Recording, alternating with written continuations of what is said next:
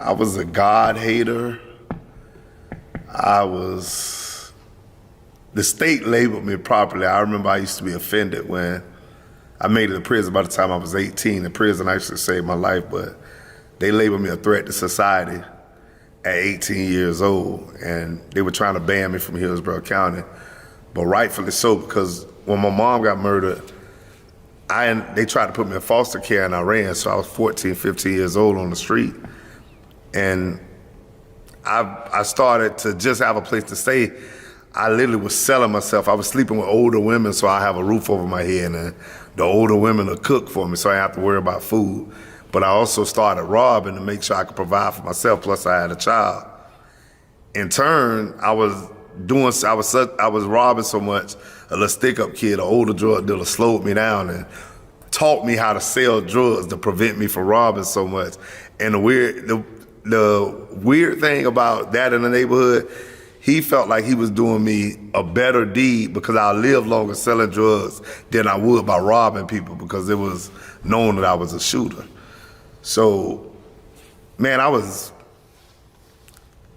a wicked young dude. I was godless, and I was heartless, and a lot of things it was all emotions. But like I say, at 18, when I was in prison, I found myself in prison at 18. I wasn't an angel. I was innocent of the charges I went to prison for, but I wasn't innocent. The cops did what was necessary to get me off the streets. They planted some drugs on me. I was wanted for worse. I was wanted for worse, and I've done worse.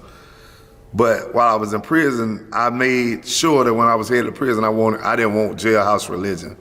I didn't want to know nothing about God. As a matter of fact, for years I hadn't been being mentored and molded by members of the Black Panther Party, members of the Nation of Islam, Hebrew Israelites. So you gotta realize that with all the knowledge I was encountering and what the idea of God was from this school of thought, I still knew it wasn't per se the God of the universe, this God of love, because I hated him.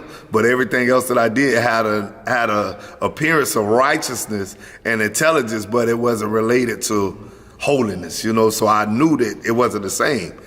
Needless to say, in prison, I started encountering, I was sneaking in. I was trying to destroy the Bible. I was trying to prove that the Bible was a book of falsehood and that Christianity was a white man's religion. So as I tried to dissect it, I ran into contradictions that caused me to realize that a lot that I was taught to battle Christians with was actually lies. I found the Christian church was established in Ethiopia since AD 4. The history, I went to running into stuff that says, hold on, there's something more valid about this book and this religion than what I was taught. So I end up reading, I'm gonna skip a lot, but I end up reading the story of Gideon in the Bible. I'm sitting in prison, I'm sitting on the bunk, was the bunk beds, and there were window panes. I seen that Gideon questioned God to find out his identity and purpose.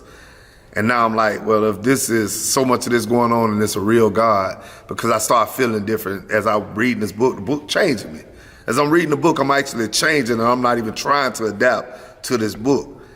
And I say, if it's a God for real, I put a test before God. There were window panes, and I test God in a weird way, like a child would.